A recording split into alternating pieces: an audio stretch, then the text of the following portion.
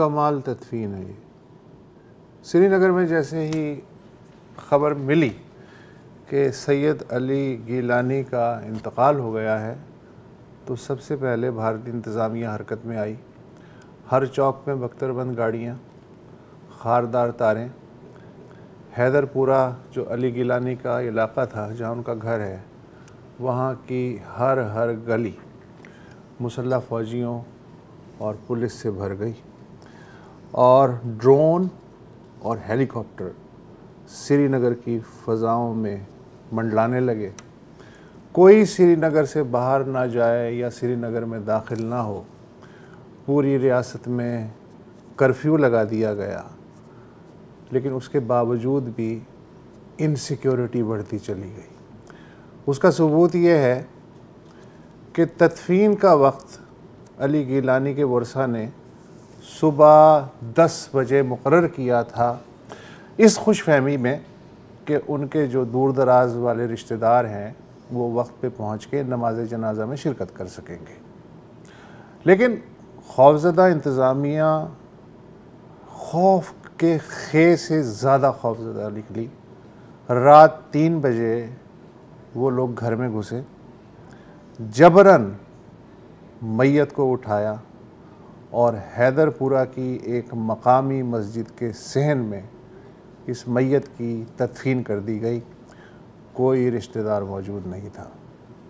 सुबह 10 बजे इनके बेटों, बेटियों और उनके बच्चों को और चंद मोहल्ले वालों को उस मस्जिद में जाके इजाज़त दी गई कि वो कब्र अपनी आँखों से देख लें।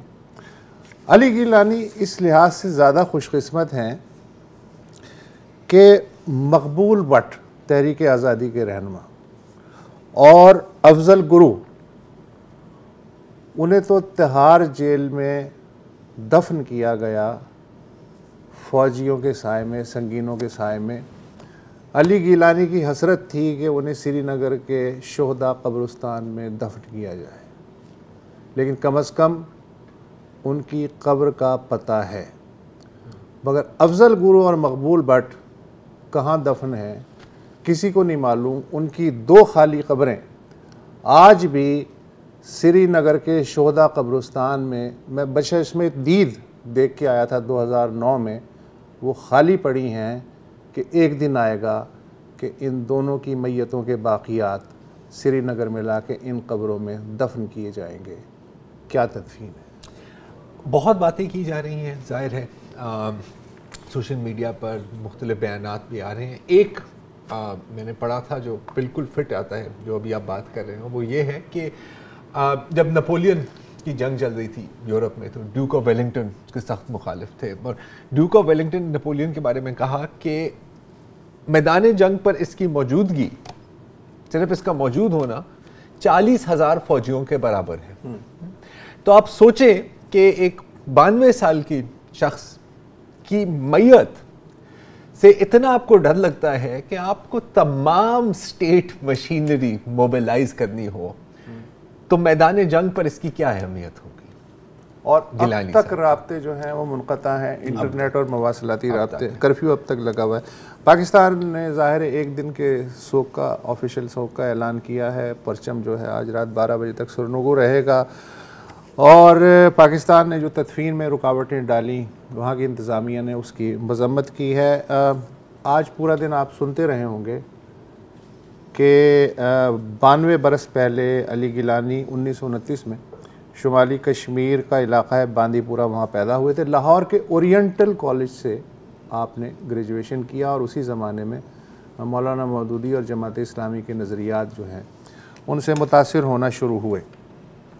शुरू में ये बहुत ज़्यादा अटल मौक़िफ़ वाले नहीं समझे जाते थे। इसका सबूत ये कि सन 72, 77 और 87 के जो रियासती असम्बली के इंतखाबात थे उसमें आप रुकन असम्बली मुंतखब हुए और उसके साथ साथ उन्होंने मुतादिद किताबें भी लिखीं।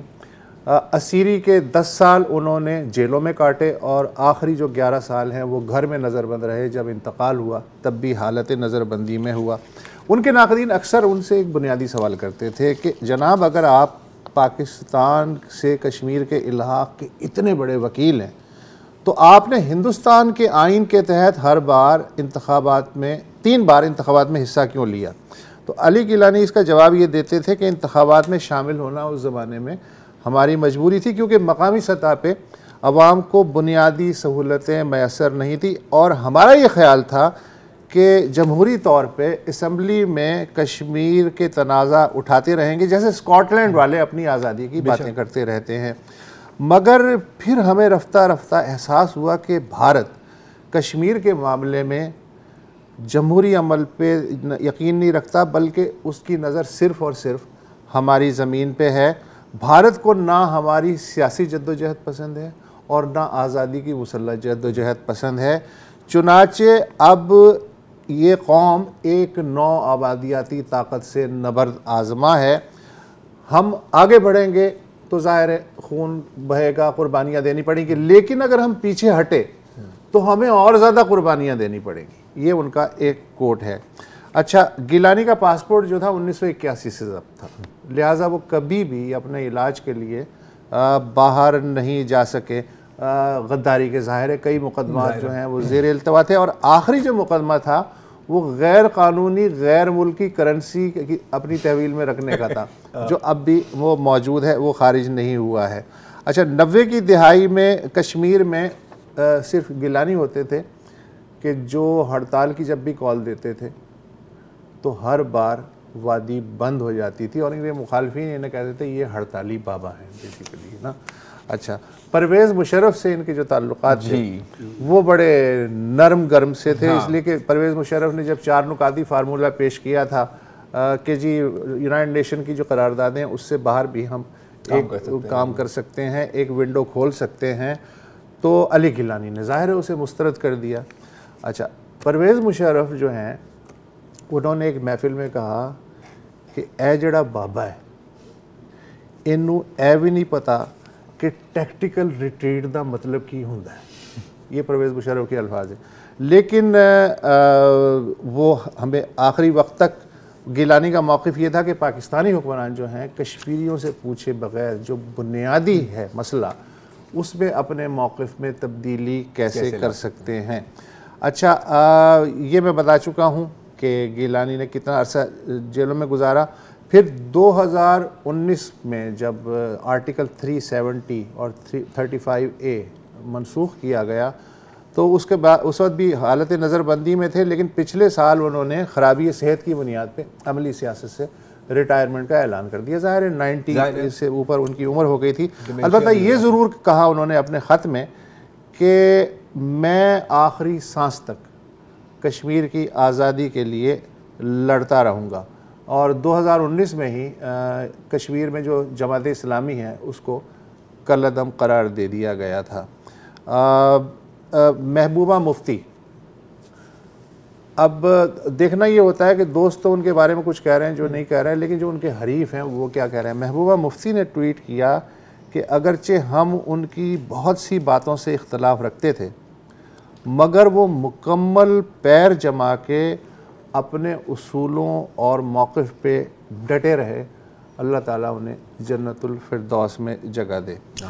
और ये और बाकी दुनिया से भी ज़ाहिर है कि इस तरह की दुनिया से पहले मेरे ख्याल है कि कश्मीर के अंदर तो मुबशर अभी अब हमने कश्मीर से मकबूजा कश्मीर से ताल्लुक़ रखने वाली सहाफ़ी नईम महजून उनसे बात की और पूछा कि जो अली गिलानी साहब की छाप है कश्मीर की जिद्दोजहद में वो कितनी गहरी है, तो सुनिए उनका क्या जवाब था। बहुत इनका रोल जो है ख़ास तौर से जब 90 की दहाई में मुसल्लह तहरीक शुरू हो गई उसमें इनका कलीदी किरदार रहा है। उससे पहले आपको याद होगा कि इन्होंने जम्मू कश्मीर की असेंबली में इलेक्शन भी लड़ा था। जमात इस्लामी के टिकट पे ये असेंबली के लिए मुंतखब हुए थे, 3 बार ये मेंबर असेंबली भी रह चुके हैं, जिसके बारे में अक्सर लोग इनसे सवाल करते थे कि आप मेन स्ट्रीम पॉलिटिक्स से फिर सेपरेटिस्ट पॉलिटिक्स की तरफ क्यों आए। तो वो हमेशा कहा करते थे कि हम जमहूरी तरीके से अपने हकूक हासिल करना चाहते थे, लेकिन हिंदुस्तान की हुकूमत ने हमें अपने हकूक उस तरह भी नहीं दिए।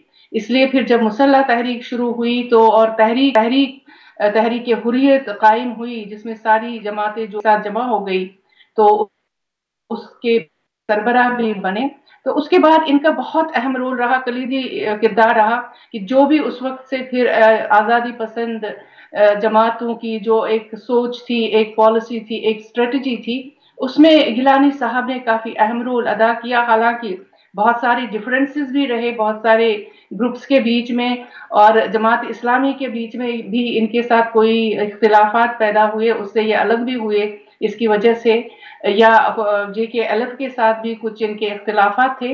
लेकिन फिर भी गिलानी साहब को एक मुअज़्ज़ज़ लीडर की तरह माना जाता था। इनका एहतराम, इनकी इज्जत, इनकी ताज़ीम, सब लोग उसको एक्सेप्ट करते थे और ये जो कहते थे उसको मानते थे।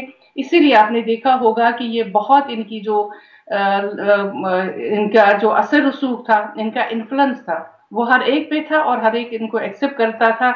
और आज इसलिए देखेंगे कि कश्मीर में इख्तिलाफात के बजाय हर कोई सोगवार है और अफसरदा है।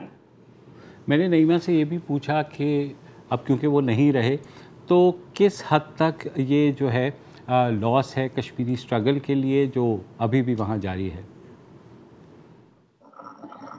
मैं समझती हूँ कि जाहिर है कि हमें जो इस वक्त उनको तहरीक के अमीर कारवां समझा जाता था, तो उनके जाने से काफ़ी फ़र्क पड़ेगा। लेकिन चूँकि वो पिछले 3-4 बरसों से बहुत ज़्यादा अलील थे और उनकी जगह पे बहुत सारे ऐसे दूसरी रैंक की जो लीडरशिप है वहाँ पे कश्मीर में, जिनको जेलों में रखा गया है और कुछ लोग अंडरग्राउंड काम भी कर रहे हैं।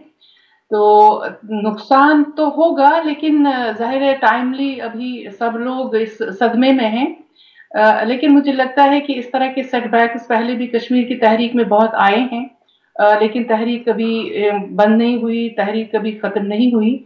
और इस वक्त भी लोग ये समझ रहे हैं कि गिलानी साहब के जाने के बाद तहरीक को चलाना है और उस वक्त तक चलाना है जब तक कश्मीरी अपने हकूक हासिल नहीं करते।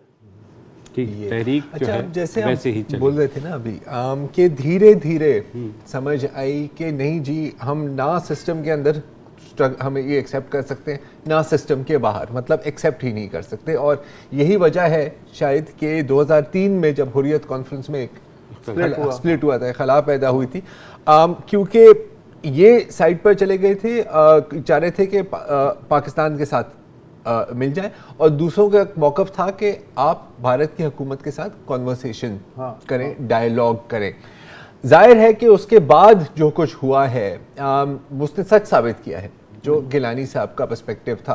क्योंकि अभी आप देखें तो कोशिश तो यही की जा रही है कि एक इजरायली सेटलर कॉलोनियल मतलब जो हिंद नवाज थी उन्होंने क्या हासिल कर लिया जमातों ने, और जो हिंद मुखालिफ थी वो तो हैं थी हिंद मुखालिफ।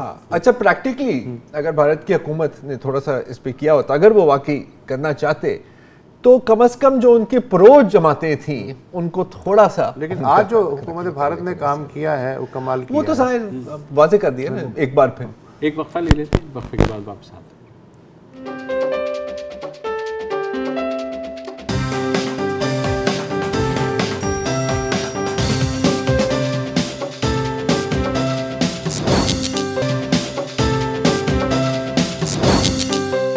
और आज पाकिस्तान की एक कदावर शख्सियत का भी 92 बरस की उम्र में कराची में इंतकाल कर हो गया। सरदार अताउल्लाह खान मैंगल तवील अरसे से अलील थे। उनकी जो ज़िंदगी है वो सियासी जद्दोजहद से इबारत है। नेशनल अवामी पार्टी के बानी अरकान में समझे जाते थे। मगरबी पाकिस्तान की जो 1962 के आइन के तहत असम्बली बनी थी उसके मेंबर बने थे।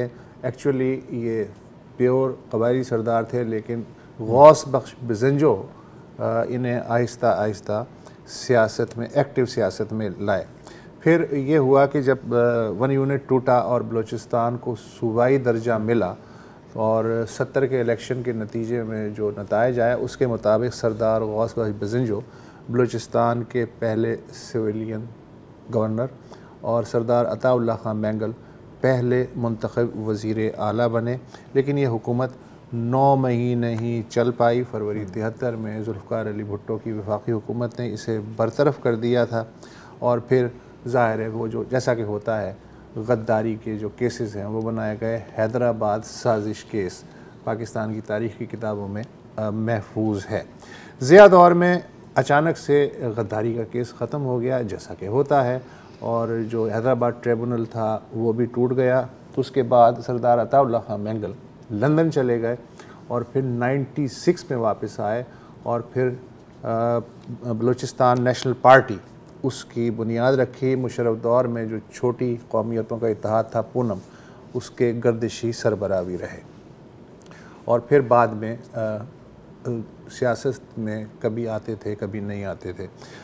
इंतखाब अखबार के एडिटर हैं अनवर साइदी साहब, हमने उनसे रब्ता किया। Thank you so much for joining us. Anwar Saidi Sahab, Sardar Ataullah Khan mangle जितना हम जानते हैं वो बलूचिस्तान की आज़ादी और वफाकी सियासत के दरमियान मौलिक ही रहे। जो हमने देखा वो ये भी कहते थे कि वो पाकिस्तान से नाराज़ नहीं, बेजार हैं, लेकिन पाकिस्तान की जो फेडरल सियासत है, आइनी सियासत, उससे भी कभी बाहर नहीं गए। ये कैसा लगता है आपको? बिल्कुल जी, सही है। कई उनसे मुलाकातें हुई, मैंने इंटरव्यू भी किया था और ये सवाल मैंने पूछा था सरदार साहब से। तो पहली बात यह है कि उनका ये कहना था कि मैंने कभी आज़ादी का नारा बुलंद नहीं किया, लेकिन फिर हम देखते हैं कि जब लंदन में मुकीम थे तो उनने पॉपुलर फ्रंट नामी तंजीम बनाई थी जी। और वो जो है आज़ादी का डिमांड करती नजर आई। बाकी यह है कि उनकी पूरी जिंदगी मज़ाहमत और फिर पार्लिमानी सियासत पर इस्तवार नजर आती है। जैसे कि आपने फरमाया, मिसाल के तौर पर वो 1956 में लेजिस्लेटिव असेंबली के मेंबर मुंतखब हुए और 62 में भी हुए। और मीर गौस जो, जैसे कि आपने कहा, उन्होंने कहा कि मैंने उनको कौम परस्ती की तरफ, यानी कौम परस्ती की सियासत की तरफ माइल करना शुरू किया और फिर वो एक बहुत बड़े लीडर हमारे लिए साबित हो गए। तो ये भी नजर आता है कि सरदार साहब जो है, यानी पहले नैब से पहले वो बहुत ज़्यादा माइल नहीं थे सियासत की तरफ, बस एक सरदार थे। अच्छा, उसके बाद इनकी जो वफ़ात है, अब जाहिर है कि एक पूरा चैप्टर एक ख़त्म हुआ। वो जो नस्ल है सरदार गौस बख्श बिज़ंजो और जो बाकी लोग, सरदार खैर बख्श मरी, नवाब अकबर बुगटी, ज़ाहिर अपोज थे इनके, लेकिन बहरहाल नस्ल तो वही है। तो इसको हम सिर्फ ये मान लें कि एक तारीख़ी चैप्टर है, आज उनकी वफ़ात से ख़त्म हुआ, या जो आज का बलूचिस्तान है उसके लिए ये इनका जाना, फिजिकली जाना, कितना इम्पैक्टफुल है? देखिए जी, वो काफ़ी पॉपुलर रहे हैं और बल्कि खुशदार में ये कहा जाता था जब हम बच्चे थे और वहाँ पढ़ते थे कि भी एक ताकत ऊपर अल्लाह है और नीचे ज़मीन पर अताउल्लाह है। ये उस वक्त की बात है जब वो मज़ाहमत कर रहे थे जी। और फिर जो है दूसरी दफ़ा उनने मज़ाहमत की 73 में, तो वो काफ़ी पॉपुलर थे। और आपको जैसे कि पता है कि जब भी बलूचिस्तान में जो लोग मज़ाहमत तर्क कर देते हैं उनकी पॉपुलरिटी में कमी आती है। और चूंकि इनका कंट्रीब्यूशन बहुत ज़्यादा है, 58 में उनने यानी मुसल्लह जद्दोजहद की, 73 में की, लेकिन वो हमेशा आइन के दायरे से बाहर नहीं गए, जैसे कि आपने बताया। वो उनका एक दुख है, क्योंकि ये जो 4 शख्सियात हमारी गुजरी हैं, मीर गौस बख्श बिज़ंजो, नवाब खैर बख्श मरी, अकबर बुगटी और अताउल्लाह मैंगल, ये उनके दर्जे के लीडर समझे जाते थे। तो एक दूर दूर तक जहाँ बलोच आबादी है दुनिया में कहीं भी, तो उनको दुख ज़रूर पहुँचा होगा, लेकिन उनकी कोई लेगेसी, यानी ऐसा नज़रिया जो है कि जो बहुत देर तक लोगों को मुतासर करे, वो मेरे ख्याल में वो एक पार्टी की सूरत में मौजूद है। और वो भी मैक्सिमम ऑटोनॉमी मांगती है और पाकिस्तान के आइन को वो मानती है। और अख्तर मैंगल वज़ीर आला भी बने हैं और इस वक्त भी असम्बली में हैं, और वो सुप्रीम कोर्ट में भी पेश हुए कि हम इस मुल्क के और इसके आइनी इदारों को मानते हैं। तो वो एक जाती दुख है और मेरे ख्याल में तारीख का एक बाब था जो बंद हो गया। ठीक है, बहुत बहुत शुक्रिया अनवर साजिद साहब हमसे बात करने का। और ये भी है कि जो इनके बड़े बेटे थे असदुल्ला मेंगल, वो उनके बारे में कहा पहले जाता है कि जबरी तौर पे हाँ, गायब होने वाले पहले नौजवान थे जो भुट्टो दौरे हुकूमत में 74 में गायब हो गए थे, फिर आज तक उनका कोई सुराग नहीं मिला। तो ये वहाँ से तारीख शुरू होती है जबरी गायब होने वालों की बलूचिस्तान में। बहरहाल एक वक्फा ले लेते हैं।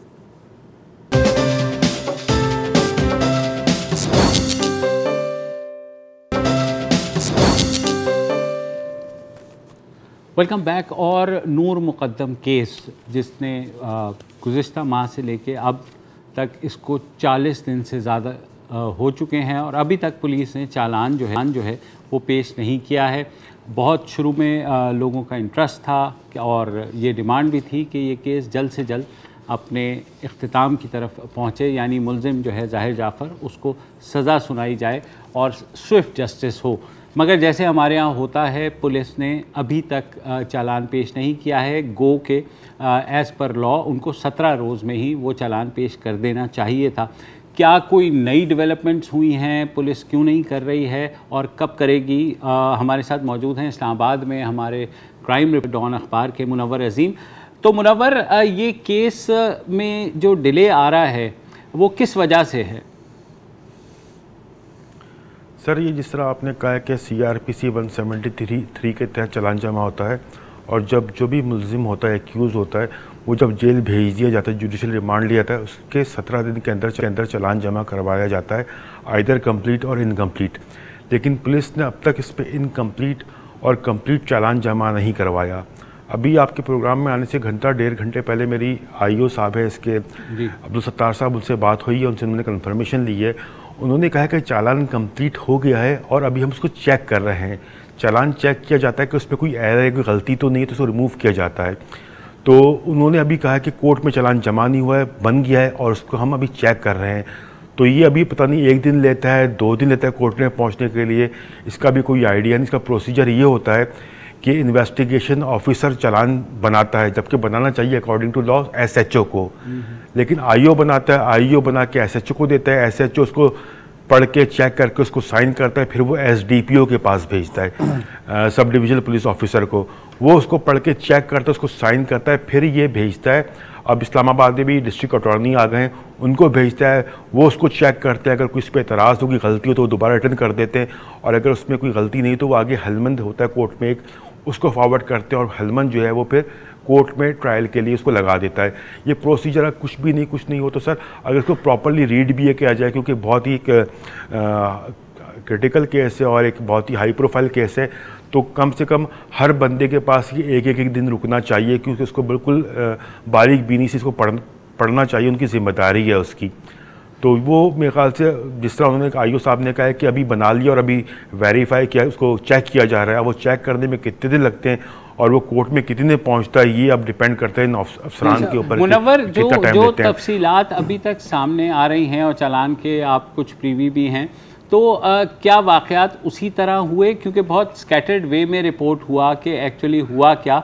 ये तो स्टैब्लिश्ड है कि उसने बहुत बुरी तरीके से और ब्रूटली मर्डर किया नूर मुक़द्दम को, लेकिन उसके बाद कवर अप की भी कोशिश की गई। बहुत सी ऐसी चीज़ें हुई जो अभी तक सामने नहीं आई हैं। तो अगर आप एक एक करके बताएंगे कि इसके जो फैक्ट्स हैं वो अब तक क्या है? सर, जो मेरी बात हुई है, जो इन्वेस्टिगेशन से मुताल्लिक़ लोग हैं इस केस के, उनसे मेरी 2-3 अफसरान से बात हुई है और उन्होंने ये कहा है कि बकौल उनके कि जो चालान में वो मेंशन कर रहे हैं और जो इन्वेस्टिगेशन में चीज़ सामने आई है कि नूर जो साहबा थी वो 18 तारीख को ज़ाहिर के घर पे आई थी, ख़ुद अकेले अपनी मर्ज़ी से आई थी, और ज़ाहिर ने सर 19 तारीख को USA फ़्लाइट पे जाना था और ये उसके आने के बाद उसने अपना वहाँ बाहर जाने का इरादा मौक़र कर लिया। 19 तारीख को ये उनके साथ उनके घर में थी और बिल्कुल नॉर्मल थी ये। 20 तारीख को कोई मर्डर से कोई 3 घंटे पहले 2 घंटे पहले इनके हालात किसी ख़राब हुए और वहाँ पे चीज़ें ख़राब होना शुरू हो गई कि इनमें कोई आर्गूमेंट हुआ इनका आपस में, और उसने कुछ इल्ज़ाम लगाए नूर के ऊपर, उसे डिनाई किया और जिसकी वजह से वो आपे से बाहर हुआ। उसके बाद नूर ने फर्स्ट फ्लोर से जंप करके भागने की कोशिश की थी और उसके बाद जो है ये पीबी आया उसके पीछे, नूर के पीछे आया और इसने अपने घर में इसको घसीटते हुए लेके गया। वहाँ पे पहले इसने नूर का मर्डर किया, उसके बाद फिर उनको बीहेड किया है। उसके बाद फिर कहते हैं कि इसने अपने बाप को बताया सारा वाक़या कि इसने ये काम कर दिया है। अच्छा। इस तरह की इन्फॉर्मेशन के पास आई कि जनाब के बाप ने जो था ज़ाहिर का, उसने थेरेपी वर्क्स वालों से हेल्प मांगी कि किसी तरीके से उसको ज़ाहिर को वहाँ से निकाला जाए। वहाँ से निकाल के जो है अपने रिहैबिलिटेशन सेंटर में लेकर जाए, वहाँ पे उसको एडमिट किया जाए और इसको एक मरीज़ डिक्लेयर कर दिया जाए। अच्छा, इसके पीछे जो है पुलिस ने थेरेपी वर्क्स वालों को गिरफ़्तार किया, अरेस्ट किया, लेकिन वो फिर उसको प्रॉपरली वो इंट्रोगेट नहीं कर सके क्योंकि उनको टाइम नहीं मिला, उनको बेल मिल गई। इसके पीछे जो पुलिस कहती है कि जो इन्वेस्टिगेटिव मुहर्रकात हो सकते हैं वो ये हो सकते हैं कि वालिदैन कराची में थे ज़ाहिर के और जो उसके भाई बहन वो भी घर में नहीं थे।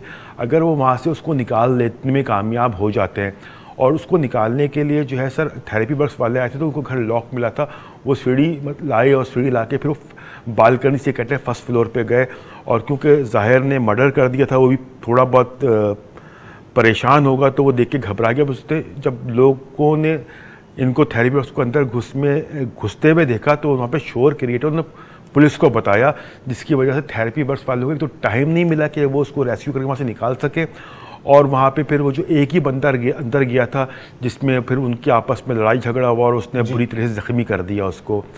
तो एक ये था कि उसको निकाल दे, दूसरा ये था कि जनाब के घर में अगर किसी भी मालिक की या उसके फैमिली मेम्बर की अगर प्रेजेंस शो नहीं होती है तो एक थोड़ा बहुत एक चीज़ आती है कि भाई फिर मर्डर किया तो किसने किया है। वालिदैन कराची में चलो अगर वो निकाल के ले आते तो वो एक मिसगाइड करने की कोशिश हो जाती। दूसरा सर चालान जो जमा करने में जो बात आ रही है उसमें इन्होंने इसलिए डिले कर बकौल इनके ये कहते हैं कि हमें रिपोर्ट्स का इंतज़ार था लेकिन वो जो थी वो इनकम्प्लीट रिपोर्ट चालान जमा कर सकते थे। अभी मेरी जो आज मेरे पास एक इन्फॉर्मेशन आई है कि वो जो है ज़ाहिर का मोबाइल रिकवर हुआ था, उसके ऊपर फोरेंसिक एनालिसिस नहीं हो सका क्योंकि उसकी स्क्रीन टूटी हुई है, स्क्रीन ख़राब होगी, वो ओपन होना। तो FIA वालों ने पुलिस को कहा जी इसको हम अनलॉक करेंगे तो पता नहीं चलेगा इसके अंदर क्या है क्योंकि स्क्रीन में कुछ नज़र नहीं आ रहा।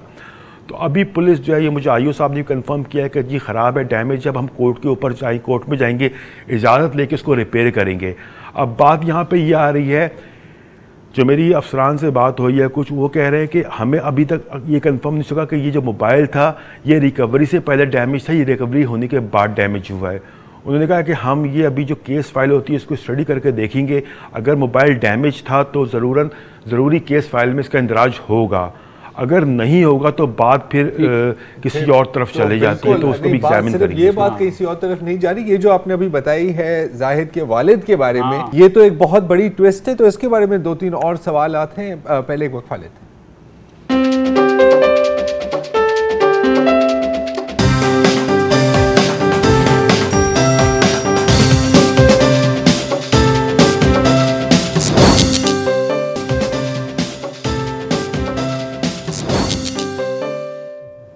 वेलकम बैक जी। हम बात कर रहे हैं नूर मुकद्दम कत्ल के बारे में। हमारे साथ हैं मुनव्वर अजीम, डॉन अखबार के क्राइम रिपोर्टर। मुनव्वर, अभी ब्रेक से पहले आप एक बात कर रहे थे कि पुलिस के मुताबिक जाहिर जाफर के जो वालिद हैं उन्होंने थेरेपी वर्क्स को कॉल की और उनको पता था, उनकी बात हुई थी जाहिर के साथ, उनको पता था कि ये हो गया है और उन्होंने थेरेपी वर्क्स को कॉल किया इसलिए कि वो अब जाहिर को वहां से निकाल सके ताकि केस बिगड़ जाए।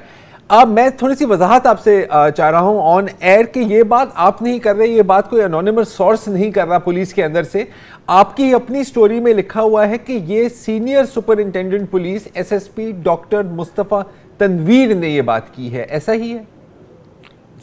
सर मेरे पास टिप आई थी। अच्छा। और जाहिर सी बात है ऐसा रिपोर्टर हमारे पास टिप आती है तो हम चीज़ें 1 से 10 3-4 जगहों पे कंफर्म करते हैं कि हम से कोई गलत चीज़ ना चली जाए, मिस्टेक ना हो जाए। अच्छा सर, एक चीज़ मैं पहले क्लियर करता चलूँ कि नूर मुकद्दम केस में आपने देखा होगा कि पुलिस वाले पहले 4-5 रोज हर चैनल पे आके अपने अपने बातें बता रहे थे और अचानक से वो गायब हो गए और उन्होंने जाके कहा कि जी हम प्राइवेसी कंसर्न के हवाले से नहीं बता रहे चीज़ें। मेरी 2-3 रोज़ पहले कुछ पुलिस वालों से बात हुई, मैंने कहा यार प्राइवेसी कंसर्न हमने फर्स्ट टाइम सुना है, अभी क्या कर रहे हो? तो उन्होंने कहा कि यार ये बहुत हाई प्रोफाइल केस है और हमें जो है हमारी जो लीगल एक्सपर्ट्स, हमारी प्रोसिक्यूशन डिपार्टमेंट है और हमें ऊपर से कहा गया है कि आप इस हवाले से कोई भी ऑफिशियल बयान नहीं दें, क्योंकि ये बाद में ट्रायल में जाके इस केस की ट्रायल को ख़राब करेगा और जो मुलजिम के लॉयर जो हैं उनको प्रिपरेशन करने के लिए टाइम मिल जाएगा और उसके लिए सरप्राइज एलिमेंट नहीं रहेगा। दूसरा जो आप कह रहे थे, बिल्कुल सर ये चीज़ ऐसी थी कि आप किसी पे इल्ज़ाम लगा रहे थे और मेरा भी ख्याल था और हमारे जो सीनियर्स हैं उनका भी होता है कि ऐसी चीज़ों पे आप किसी की वर्जन लेने की कोशिश करें। लकीली मुझे इसमें वर्जन मिल गया, जब मैंने इंसिस्ट किया, मैंने 3-4 लोगों को फ़ोन किया, तो लकीली जो एसएसपी साहब है ऑपरेशन, वो मीडिया डायरेक्टर पुलिस भी हैं, तो उन्होंने मुझे कंफर्म किया हाँ ये चीज़ हमारे पास आई थी, हमने इनको इसीलिए अरेस्ट किया था और इसके पीछे ये मुहर्रकात थे, उनको अरेस्ट करने की वजह ये थी। तो ये तो फिर बहुत एक बड़ी ट्विस्ट आई है जी, और इसीलिए शायद इनकी बेल भी अप्रूव नहीं हुई, क्योंकि कैंसिल हुई, सॉरी, क्योंकि कोर्ट को पता लगा है। अच्छा जी सर, जी मुनव्वर जी सर, बिल्कुल ये कह रहा हूँ कि जो थेरेपी वर्क्स वाले और जो ज़ाहिर के वालिदैन जो अरेस्ट हुए हैं सर, उनके ऊपर जो सेक्शन लगाई गई है वो भी ये लगाई गई है कि जनाब के चीज़ों को छुपाना, एविडेंस को छुपाना, चीज़ों को रद्दोबदल करना, इस तरह की चीज़ें, रद्दोबदल तो नहीं, एविडेंस को छुपाना है उसके अंदर और क्राइम को छुपाना, इस चीज़ इनके ऊपर। अच्छा मुनव्वर, इसके साथ साथ जो थेरेपी वर्क्स के ओनर हैं, मैं ये भी खबर पढ़ा था, वो भी शायद आपकी ही खबर थी, कि वो भी उल्टा मुकदमा करना चाह रहे हैं या कर दिया है जाहिर जाफर पर। ये भी बात सही है सर? सॉरी, ये मेरी खबर नहीं थी सर, ये किसी की खबर थी, मेरी नज़र से गुजरी है, मैंने पूरी नहीं पढ़ी। मैंने इस हवाले से पुलिस से पूछा है, तो अभी तक पुलिस कह रही है कि हमारे पास कोई कंप्लेन नहीं आई है। सर सर मुकदमा तो एक ही होता है सर, एक केस का, एक केस की चाहे 10 ट्रांजेक्शन हो, अलग अलग मुकदमे नहीं होते, लॉ कहता है सर ये। और इससे पहले भी अगर एक क्राइम जिसकी 2-3 ट्रांजेक्शन हो, उस पर अलग अलग केस हुए हैं सर, वो लॉ के, वो इलीगल है, वो अगेंस्ट दी लॉ है। अगर इसमें दफात लग सकती है, क्योंकि अभी तक जो मैंने अभी जो अपडेट ली हैं, इसमें टोटल 9 के करीब दफात लगी में, इसमें 324 नहीं है। 324 होता है सर मर्डर अटैम्प्ट, जो लड़का गया था थेरेपी वर्क्स के ऊपर, उसको ज़ख्मी किया गया था, वो ज़ख्मी हुआ था, उसके ऊपर सर मर्डर अटैम्प्ट ज़ाहिर के ऊपर लगेगी मर्डर अटैम्प्ट, को उसको ज़ख्मी करके उसको मारने की कोशिश की थी, वो अभी तक लगाई नहीं है।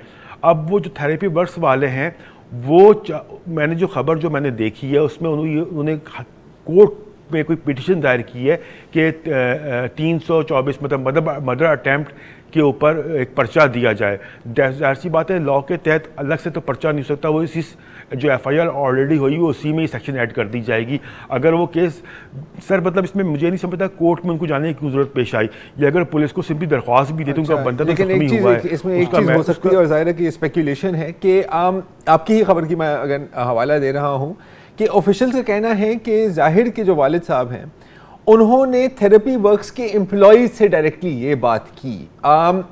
अब जाहिर है कि ये हमें क्लियर नहीं है, क्योंकि पहले ये भी बात चल रही थी कि उसकी बात डायरेक्टली हो रही थी ताहिर से, जो थेरेपी वर्क्स का ओनर है।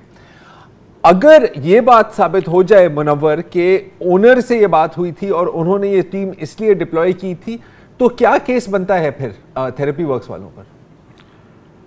सर ये जो सर ऑलरेडी जो है ना कि अपना एफआईआर में उस हवाले से सेक्शन सारी ऐड कर दी गई हैं सर, उसके अंदर अपना इसमें जो है वो 201 है पीपीसी की, 511 है, 109 है, 176, 118, ये सारी जो है मतलब 109 जो होती है वो मुल्ज़िम का साथ देने के हवाले से होती है सर, और 201 है वो एविडेंस छुपाने के हवाले से होती है, और ये जो है 176 जो होती है वो पुलिस को बर वक्त इतला नहीं देने के लिए होती है, 511 जो होता है कमिट कोई ऑफेंस करने के हवाले से होती है।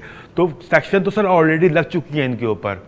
मतलब इससे अगर एफआईआर में जहाँ तक सर मैं समझ पाया हूँ, या मुझे समझ में आता है कि अगर अभी फ़िलहाल अभी जितनी मालूमात मेरे पास है, मेरी जो पुलिस से बात हुई है, तो इस पर 324 सेक्शन एक ऐड हो सकती है, और बाकी जितनी भी रेलिवेंट हैं कि एविडेंस छुपाना, मदद मांगना कि उसको रेस्क्यू कर लो या किसी भी हवाले से, तो उस हवाले से सारी सेक्शन इसमें लग चुकी हैं सर। तो मुनव्वर, एक तरफ तो ज़ाहिर वज़ीर आज़म इमरान खान ने भी कहा कि वो इस केस के ऊपर जो है कड़ी निगाह रखे हुए हैं और इस केस को मंतकी अंजाम तक पहुँचाया जाएगा, तो ज़ाहिर है ऊपर से लेके नीचे तक बहुत प्रेशर है।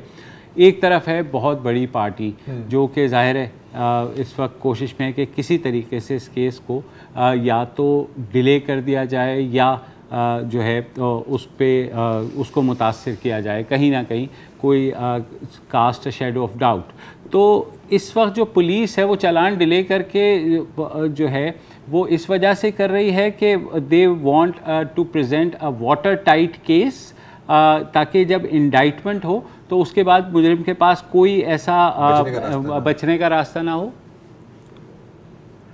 सर असल में हाइप इतनी क्रिएट हो गई है और सर चीज़ें इतनी खुल के सामने आ गई हैं सर कि फ़िलहाल सर ये केस 1-2 साल तक शायद लोगों की मेमोरी में रहे।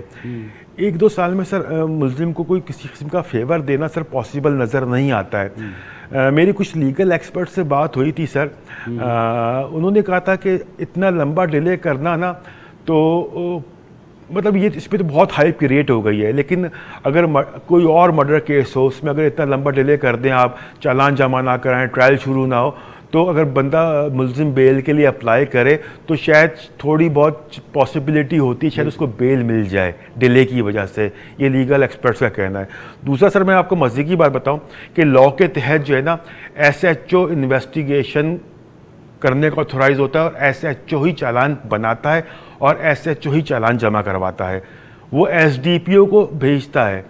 अच्छा मज़े की बात, SHO का और SDPO का इस केस की इन्वेस्टिगेशन से कोई ताल्लुक़ ही नहीं है।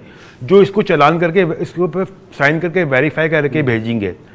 हमारे पास इस्लामाबाद में एक इन्वेस्टिगेशन विंग बना दिया गया, उसका एक SSP है, जो IO है वो ऑपरेशन डिवीज़न का नहीं है, वो इन्वेस्टिगेशन का डिवीज़न का है। वो चालान बनाएगा, भेजेगा वेरीफाई के लिए SHO जो उस पर साइन करेगा, जिसको इस इन्वेस्टिगेशन से कोई ताल्लुक नहीं है। ऑपरेशन इन्वेस्टिगेशन बिल्कुल अलग कर दिए गए हैं। बहुत बहुत शुक्रिया मुनव्वर। सही है, वो भेजेगा जी सॉरी SDPO के पास भेजेगा, SDPO का भी इस इन्वेस्टिगेशन से कोई ताल्लुक नहीं है, वो साइन करके इसको आगे फॉरवर्ड करेगा। मतलब आपने एक सिस्टम तो खड़ा कर दिया है लेकिन लॉ में उसकी गुंजाइश ही नहीं है सर कोई। बहुत मतलब अजीब ही किस्म का एक मजाक सा बनाया हुआ है। ठीक है, बहुत शुक्रिया मुनव्वर, आपने बड़ी तफसील से बताया कि जब ये कत्ल हुआ राइट, तो अब ज़ाहिर पहला हमारा होता है कि आप पुलिस से बात करें, ठीक है, और आपने भी ट्राई की थी, मैंने भी ट्राई की थी, उस वक्त आपने भी कुछ ट्राई की थी, वेरियस थ्रू पीपल। पुलिस से एक ही मुझे लाइन मिलती थी कि जी देखें एक ऑनगोइंग इन्वेस्टिगेशन है और हम इस पर नहीं कमेंट करना चाह रहे हर बंदे से। और मैंने भी सोचा कि वैसे ये पहली दफ़ा मैं ये बात सुन रहा हूँ, काश इतनी प्रोफेशनलिज्म, बड़ी प्रोफेशनल चीज़ है, मैं I agree with it, ongoing investigation पे नहीं कमेंट करना चाहिए आपको, लेकिन क्या सिर्फ यही एक ऑनगोइंग इन्वेस्टिगेशन है जिस पर कमेंट नहीं होगा? क्योंकि बाकी सब इन्वेस्टिगेशंस व्हाट अबाउट सर पता नहीं, कुछ अबाउटरी तो है, पता नहीं व्हाट है या व्हाई है या वो केस ऐसा वाटर टाइट बना रही है। वी आर होपिंग कि इतना वाटर टाइट केस बने कि मुल्ज़िम को बाहर निकलने का मौका ना मिले और वो अपने मंतकी अंजाम तक पहुंचे। आज के लिए इतना ही जी, कल दोबारा हाजिर होंगे। खुदा हाफ़िज़। अस्सलाम वालेकुम। अगर आपको हमारे शो पसंद आया है तो प्लीज़ हमारे YouTube चैनल को सब्सक्राइब करें और अगर मुनासिब समझे तो इस वीडियो को लाइक भी कर लें, तो कोई हर्ज नहीं है, और शेयर भी कर लें और कमेंट भी कर दें, वरना वो सब ऐसे ही लिखते रहेंगे। और ये जो दोनों कह रहे हैं ये कर लें जी प्लीज़, नहीं तो हमें भी घर जाना है, मैं आपके कंप्यूटर में नहीं रहना 24 घंटे। सही बात।